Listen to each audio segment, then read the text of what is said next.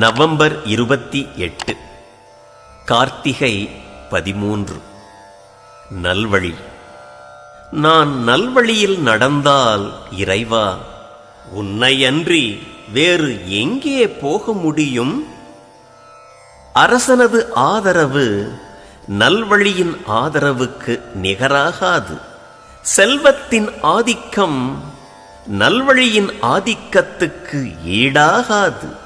ஆயுதத்தின் வல்லமை நல்வழியின் வல்லமைக்கு ஒப்பாகாது. நண்பனது நட்பு நல்வழியின் நட்புக்கு சமனாகாது. நல்வழி ஒன்றே மனிதனுக்கு யாண்டும் பெருந்துணையாகிறது.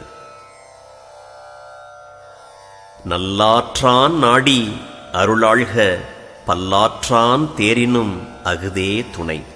திருக்குறள்.